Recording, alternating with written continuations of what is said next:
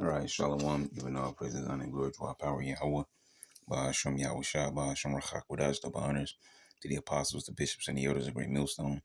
Peace and blessings to the hopeful elect of the tabernacles of David, scattered throughout the four corners of the earth, wherever you may be, Shalom, Yeshua, Shalom. All right, I'm going to get to this video. I'm not going to play it all, because actually I was listening to it.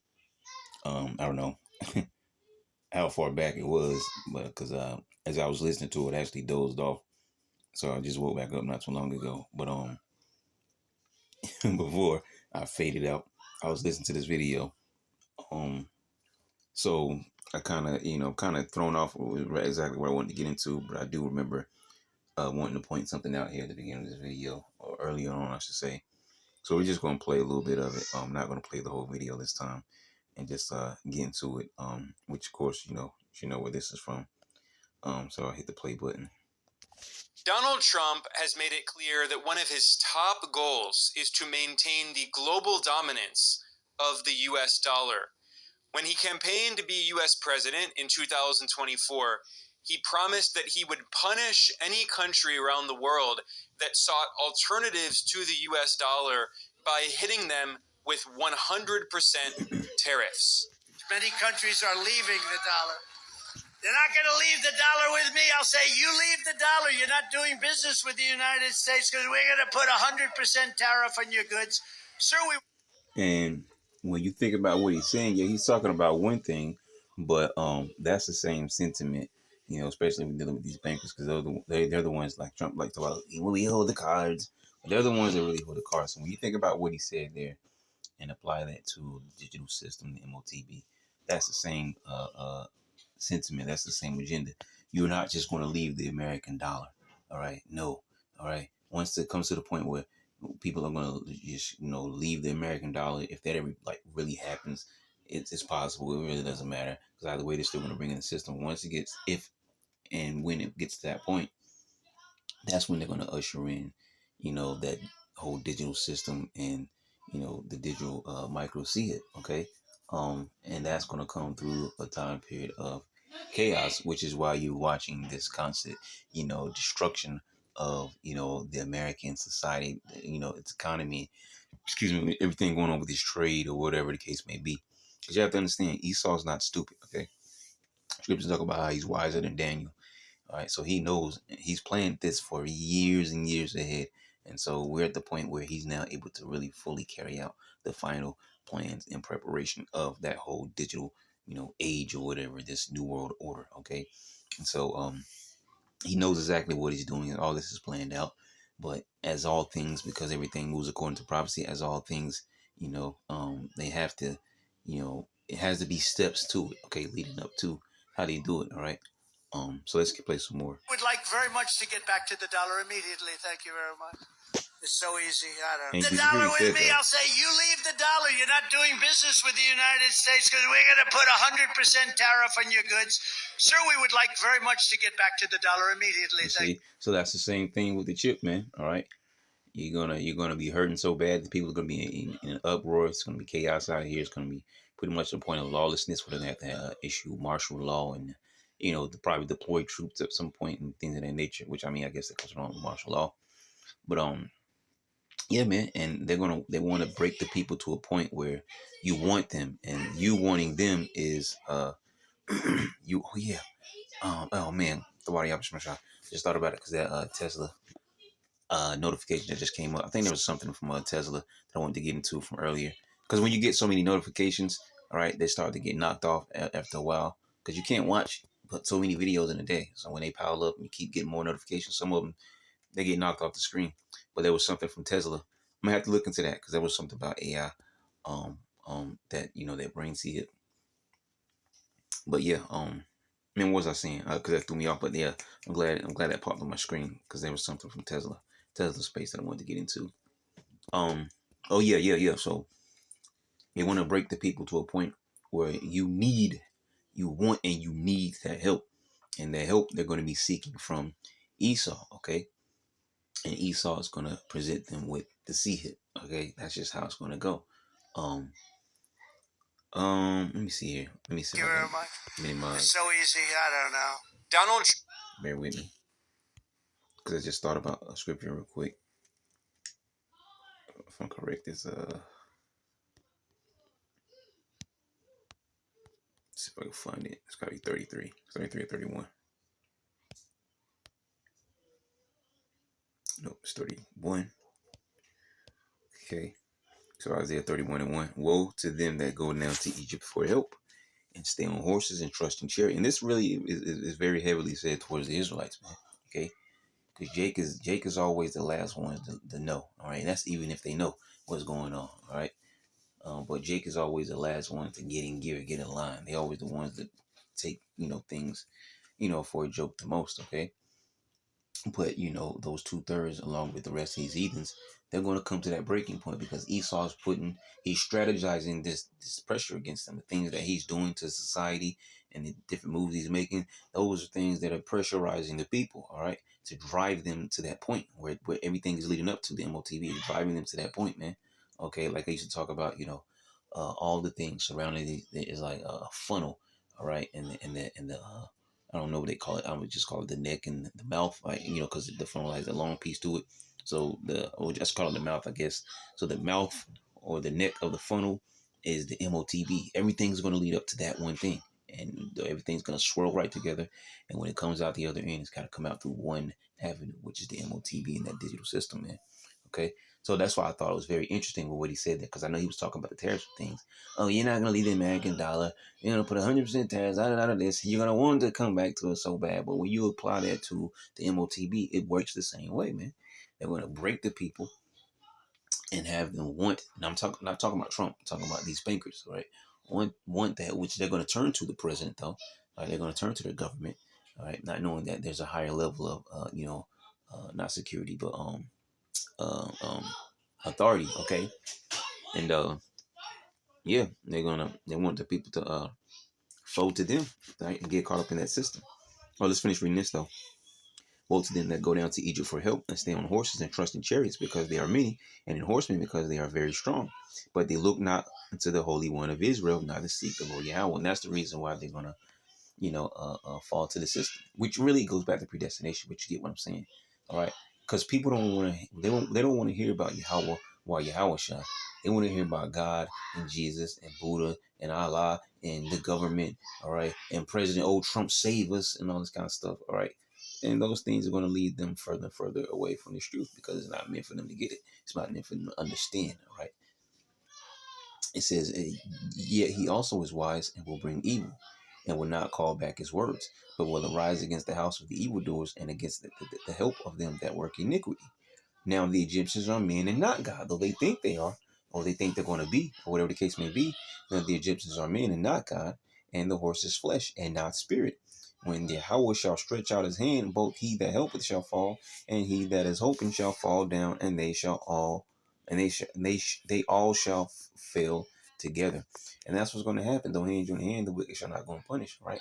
Esau is going to take as many people with him down because he knows this is the end of his rulership, okay? And he most definitely wants to take as many Israelites with him, whether that be through torture and death or through having them take his seat, okay? Because one thing's for sure, all right, you are not going to get the elect, all right? We know that for sure. But let's go back over here and back real quick. Okay, we're starting this back up because I thought I was recording. I didn't record, so I really don't know how much we went through. We're just gonna try to play it back. I don't really know. I lost my place where I was. Gonna have to merge these videos together, but I got I didn't get clipped this time, but it wasn't recording. I thought I was recording, so you know how it is. So I'll probably just speed this up a little bit. Just jump back into the video. Let's start with maybe 120, maybe 115. We'll see how it sounds. Day. That was on the 2nd of April. And then a week later, Trump temporarily paused the tariffs he threatened on countries around the world, instead imposing a blanket 10% tariff on all countries. But he singled out China and rapidly raised tariffs on China to 145%, which essentially is a kind of nuclear trade war. Trump already started a trade war on China during his first term as president back in 2018, but now in his second term, he accelerated that to a full-on nuclear trade war. And then Trump's Treasury Secretary, the billionaire hedge fund manager Scott Bessent, said the quiet part loud, and he admitted that what the U.S. is trying to do is to contain China, to weaken China. Bessent revealed that Trump wanted to use tariffs to force other countries to join the U.S. And as Bessent said, quote, we can approach China as a group, end quote. So Washington was trying to use its tariffs to force Japan, South Korea, Vietnam, and India to all work together to isolate China in what Bessent described as a, quote, grand encirclement strategy. However, that strategy has not worked as the Trump administration thought it would. In fact, it also blew back. And immediately after Trump announced all these new tariffs, including sky-high tariffs on Vietnam, which is one of the major trading partners of the U.S., what happened? China's President Xi Jinping took a trip to Vietnam and had a very friendly meeting with Vietnamese leadership, and they signed more than 40 bilateral agreements, deepening their partnership. So the U.S. attempt to try to recruit Vietnam against China did not work. In fact, Trump's tariffs have been pushing China, South Korea, and Japan to cooperate more closely, despite the fact that these are countries that have very significant differences. I mean, Japan colonized China and South Korea. There's still a lot of anger in the region toward Japan and the horrific imperial crimes it committed in the 1930s and 40s. Yet despite those differences, just a few days before Trump announced these tariffs on so-called Liberation Day in April, what happened? For the first time in 5 years, South Korea, China, and Japan held an economic meeting to discuss ways in which they can cooperate to soften the impact of Trump's trade war. And even in Japan, which is one of the closest U.S. allies on earth, there's more and more outrage over Trump's tariff threats. Japanese lawmakers... And Japan hasn't forgotten about Hiroshima and Nagasaki, okay? They play a role of an ally right now, but according to Revelation chapter 17, which I believe we actually went into it, but we just quote from it right now, where it says that these shall hate the whore, shall make her desolate naked, and eat her flesh, right, and burn it with fire, okay? Because ultimately, at the end of the day, all these so-called allies of America, which includes the EU and other countries, you know, like Japan, that are all supposedly on the allied side of America, eventually going to turn against her, okay, and melt this place down with nukes, okay? And Japan is just happening to be one of those places, and they haven't forgotten about the history between America and, I'm speaking of, you know, the war, okay? And then you also have the BRICS nations, which that's, you know, need, you know, not to be said, all right? So everybody's going to launch over here and melt America. What is it saying on Jeremiah? Set yourselves in battle array against her, shoot a hair, spare no arrows, right? Are publicly condemning Trump, comparing him to a, quote, delinquent kid, end quote, over his tariff threats. And Japan has been holding trade negotiations with the U.S., and the talks are not going nearly as well as the Trump administration hoped. Japan has been pushing back quite a bit against the threat of U.S. tariffs on Japanese autos, that's cars, and also steel. And one of the most shocking developments in these trade talks is that Japan's finance minister floated the idea that Japan could sell off the huge sums of U.S. Treasury securities, that is U.S. government debt, that it has, as part of a negotiating tactic, which would be a quite extreme measure, but it shows that Japan is pushing back. And this idea that the Trump administration had, that they can simply bully all these countries and push them around, even longtime U.S. allies like Japan, which... Hey, what is the scriptures calling the hammer of the earth? All right, and eventually it says what? I have the hammer of the earth being cut asunder. Okay, so that's what America is. It's the hammer of the earth. All right, and that's why they speak so, you know, highly about the American dollar being the reserve currency of the world and stuff like that. Okay, as we were talking about in the opening clip. All right, you know, more closer to the beginning, right, in the first portion of this clip, man. Where, you know, Trump was talking about giving a speech about not having these countries move away from the dollar or something like that, all right?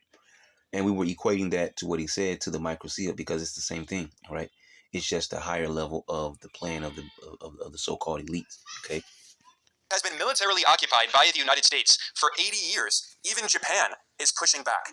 Now, one of the main reasons that Trump took a step back from his tariff threats in April is because of backlash in the bond market. So Trump announced these massive tariffs on the 2nd of April, and in the week following that, there was a rapid increase in the yield on the U.S. 10-year Treasury note. This is one of the most important financial assets, not only in the U.S. economy, but in the global economy, because other interest rates are often set based on the yield on the U.S. 10-year note. So when the yield shot up, this was a sign that investors were selling their holdings of U.S. Treasury securities and seeking other assets, and that U.S. government debt was no longer being seen as the safest asset. This really terrified the Trump administration and forced Trump to take a step back.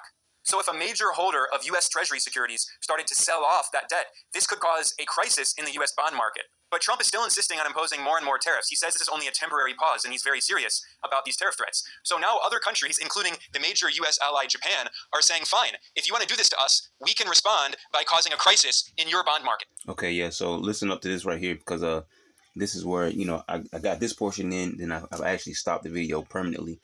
But of course I didn't get a chance to record. But I thought this was very interesting what he's about to talk about right here. I'm gonna slow down a little bit. Japan is the single largest foreign holder of U.S. Treasury securities. That's U.S. government debt. Japan's central bank holds more than $1.1 trillion of U.S. Treasury securities in its reserves. And you know what the second biggest foreign holder of U.S. government debt is?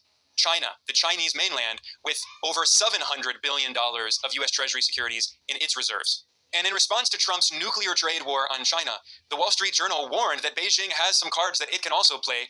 As the Wall Street Journal put it, China has two major financial weapons: its holdings of U.S. treasuries and its currency, the yuan. As this leading U.S. newspaper put it, quote, "The escalating trade conflict between the U.S. and China has reignited fears that Beijing could use financial markets to hit back at Washington. There have long been fears that China could dump the U.S. treasuries that make up a large chunk of its foreign exchange reserves," end quote. Now, China has been slowly but gradually de-dollarizing its reserves over the past decade. China's official holdings of U.S. Treasury securities peaked in 2014 and have fallen since then. And if you look at China's investments in U.S. assets as a percentage of its GDP, it has been steadily declining since the 2008-2009 financial crisis. And the Financial Times published a long report detailing how Trump's tariffs against China and trade war have only accelerated the move toward de-dollarization in Beijing. This report quoted influential Chinese scholars who wrote, quote, "The safety of U.S. treasuries is no longer a given. That era is behind us, and we should be concerned about that change from the safeguarding perspective of our treasury holdings," end quote. And another major reason cited by Chinese scholars was the fact that in 2022, the United States and also the European Union froze and seized around $300 billion worth of dollar and euro denominated assets that were held by Russia's central bank. This was in response to the proxy war in Ukraine between NATO, led by the US on one side, and Russia on the other. But Russia was not the only country whose reserves were frozen and effectively stolen by the US and the broader West. There have been several other examples of countries in the global south who have been targeted by what's essentially international piracy by the West, including Iran, North Korea, Libya, Syria, Venezuela, Afghanistan. Now, those countries are relatively small, whereas Russia is a huge country, a major power. So when the US-led West seized Russia's foreign assets, that was a wake-up call to countries around the world, and officials at their central banks started thinking about how they could diversify away from US dollar assets before they're the next victim. And this is certainly what's been happening for years now in China. Now, to be clear, this Financial Times report makes it clear that Chinese officials don't want to simply dump all of their U.S. Treasury holdings for a few different reasons. First of all, this would be a kind of last resort. It would be a major escalation, and China is actually trying to be diplomatic, and it's defending itself, and it's responding to Trump's attacks proportionately, but China doesn't want to escalate it further, and also China doesn't want to lose a lot of the value of its reserves, because if China were to dump all of these U.S. Treasuries, then the value of existing U.S. Treasury securities would fall, yields would go up, and when yields go up, the current bonds that are out there, they fall in price. So China doesn't want to hurt itself by reducing the value of its holdings as it dumps them onto the market. But again, this is a last resort if China needed to do so. The Financial Times report makes it clear that what China prefers is a gradual transition from treasuries to other assets, including foreign bonds and also gold. And Chinese officials describe this as maneuvering on a tightrope. However, as Trump continues to escalate his trade war against China, it's increasingly untenable to be walking on a tightrope when you have a bunch of fire and a volcano under you. And Chinese officials are warning that what the Trump administration is doing could basically amount not only to a seizure of China's holdings, but even a default on U.S. national debt. Because in the financial press, there has been more and more discussion of the idea of a so-called Mar-a-Lago Accord based on the Plaza Accord that the Ronald Reagan administration imposed on U.S. allies in 1985. And Trump's top economic advisor, the economist Stephen Miron, has proposed the possibility of the U.S. forcing other countries to swap their current treasury holdings for 100-year U.S. government bonds with no coupon, no yield. So that means that with inflation, over time, other countries are going to lose value on the bonds that they hold, the U.S. government bonds. So this is essentially a way by which other countries will fund the U.S. government. They'll be giving their money to fund the U.S. They could simply write checks to Treasury. With the YouTube Music app, you can blend up to 30 artists into one big custom radio station, which on the U.S. They could simply write checks to Treasury. That would help us finance global public goods as well. And Chinese financial officials are saying that this would essentially amount to a de facto U.S. government default on its debt. So this would not only impact China, it would impact all countries around the world, because basically all central banks around the world at least have some of their reserves held in U.S. assets, largely U.S. Treasury securities. Now, as I said, I want to make this clear. It's not just Donald Trump that is responsible for this de-dollarization. This has been a process going on for well over a decade. Between 2015 and 2022, China's holdings of U.S. Treasury securities fell by 17%, But in the past few years, it has rapidly accelerated, especially after the seizure of Russia's U.S. assets in 2022. Now, when he talks about what's been in the works, ultimately, all right, everything goes way further back, all right, because this is all the plan, which he obviously does understand. All right, he might be geopolitical, but he's not prophetic. All right, this whole situation that's going on is part of the plan of the elites that has been, for decades now, centuries, however you want to call it. All right, many years, all right, further back than the 2000s. All right, um, which has been in play. Okay, and they're at the latter end of their ultimate play. All right, it's the Super Bowl, and they got one more play.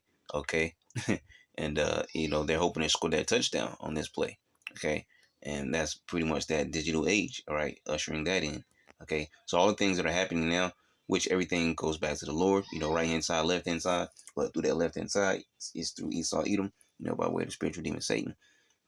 All right, and so these guys have been planning for this whole system crash for a very long time to bring in that digital, that digital world, that digital age. Okay.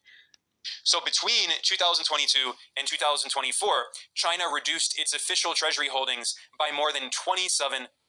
So again, we've seen an acceleration, and Trump's trade war is going to only accelerate that even further. So this raises an important question. As China reduces its holdings of U.S. assets, what is it replacing them with? Because China has a massive current account surplus, a huge trade surplus with the rest of the world. So it has all of these excess dollars and other currencies it gets from trading. What does it do with those excess currencies? If it simply converts everything into yuan, into its local currency, that would cause the price of the yuan to go up significantly against other currencies, which would hurt the competitiveness of Chinese exports. China doesn't want to have an overvalued yuan, which could contribute to deindustrialization and many of the problems we've seen in the US. So instead, China has been seeking alternatives. And what have those alternatives been?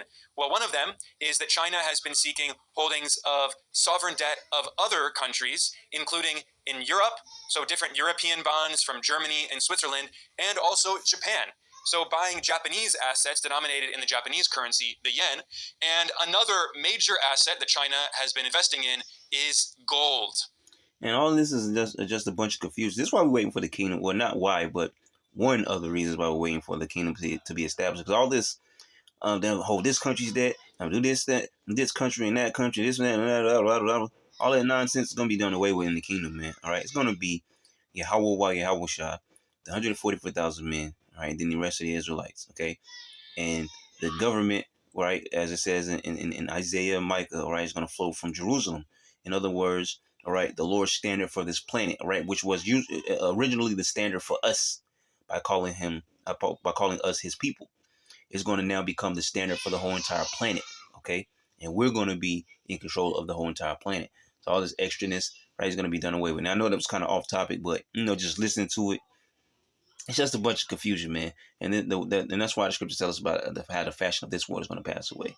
What we know today as a society is no longer going to be in the kingdom. It's going to be a whole different life. It's going to be like the reset button, okay? And it's not just China that's doing this. There are many countries, especially in the global south, that have been stockpiling gold in their reserves.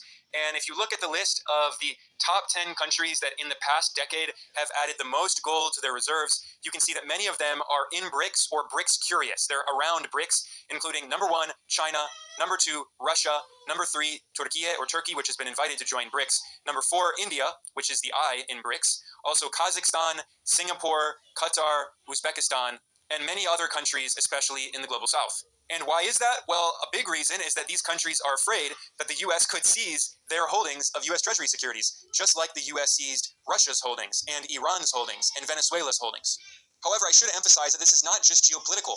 It also goes back to the 2008-2009 financial crisis in the U.S. Because if you analyze global data of central bank holdings of gold, you can see that they were declining throughout the 90s and the early 2000s. But then immediately in 2009, with the U.S. financial crisis, what happened? That trend suddenly reversed, and we've seen a significant increase in central bank purchases of gold. So this is another sign that other countries are not only de-dollarizing for geopolitical reasons, but simply they are losing faith in the U.S. financial system, given how the U.S. economy has been built on a massive bubble, and as the U.S. economy has financialized, it's looking more and more dangerous. Like you said before, I'm probably going to stop the video right there. Like I said before, I haven't even watched the whole video yet. still haven't. But yeah, ultimately, the name of the game is micro CHIP, right? The digital banks, all right, the digital, device, and that's what everything is leading up to, all right. All these different, you know, I don't know, backdoor deals, under the table deal, all things that are on the world stage, not on the world stage, whatever the case, all these things that are happening, all right, especially when you're dealing with what's happening right now and here in the Babylon in America, all right. All these things are leading up to the next stage, all right, of this whole end of Esau's rulership, okay. And so eventually it's going to get to the point of the actual micro CHIP and the digital system being put in play, okay. And we know the Lord is going to return around that time, right, to deliver up the elect, okay. So yeah, I'm just probably gonna stop that video right there. It kind of takes the oomph away, when you're doing a video multiple times over. But we listened in on a good portion there. I was very interested about that part about speaking about Japan and stuff like that. But no need to force it, man. So with that, I'm gonna say shalom.